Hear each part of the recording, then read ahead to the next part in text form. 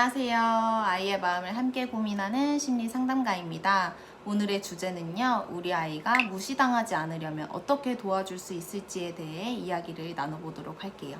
우리 아이가 집에 와서 엄마 나는 안 놀아줘, 나만 놀려 라고 하면 굉장히 걱정되시고 고민되시죠. 저는 학교 상담을 종종 나가기 때문에 학교 생활을 직접적으로 관찰할 수 있는 기회들이 있었는데요. 그 중에서 기억에 남는 상황들 중에 하나가 남중을 갔을 때였어요. 작고 왜소한 아이가 있었는데 그 주변 친구들이 그 친구를 놀리고 짓궂은 장난도 많이 치고 짓궂은 질문도 많이 하고 했었습니다.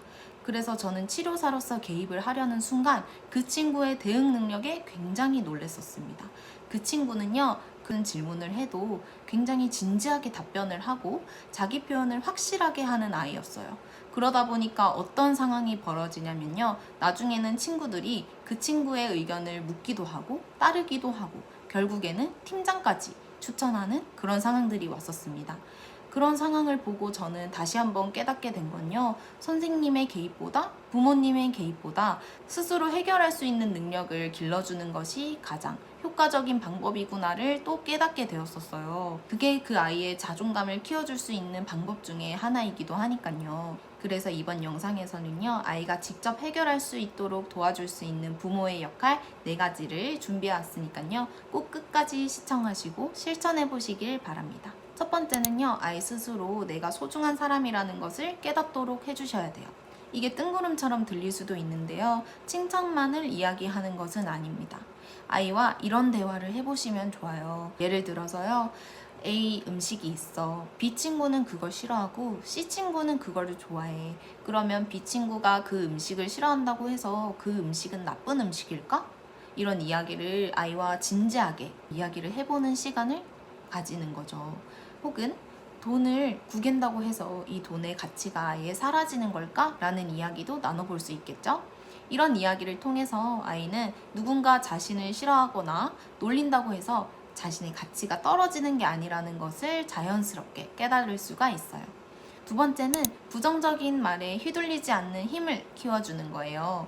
걔가 나보고 이상하대 라고 이야기하는 친구들에게도 얘기해 줄 수 있는 부분인데요. 아이에게 이런 예시를 들어줄 수 있어요. 나이팅게일 형제 알지? 그 형제는 비행기를 만들었어. 그런데 그 비행기를 처음 만들 때 사람들이 어떻게 반응했는지 알아? 미친 사람이라는 얘기를 했었대. 근데 그 말을 진짜로 믿고 포기했었다면 지금의 비행기는 없었을지도 몰라 라는 이야기를 아이와 해보는 거죠.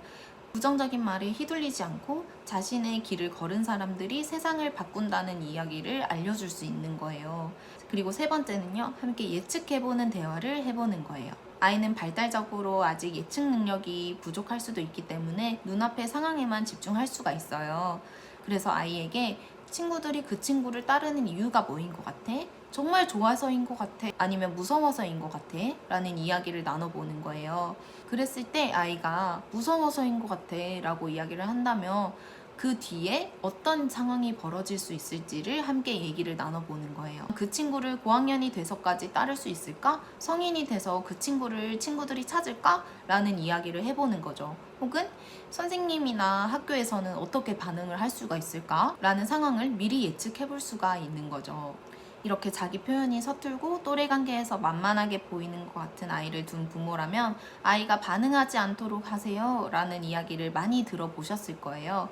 하지만 말로 끝나는 게 아니고요. 네 번째는 역할극으로 부모가 도와주는 거예요.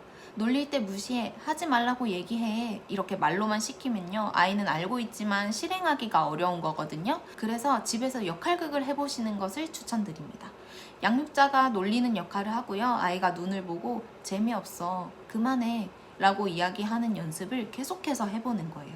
이 연습이 반복이 되면요, 실제 상황에서도 아이가 훨씬 쉽게 반응을 할 수가 있어요. 그래서 오늘의 결론은요, 첫 번째, 아이 스스로 자신이 가치 있다는 것을 깨닫게 해주는 거예요. 그리고 두 번째, 부정적인 말에 휘둘리지 않는 힘을 길러주는 거예요.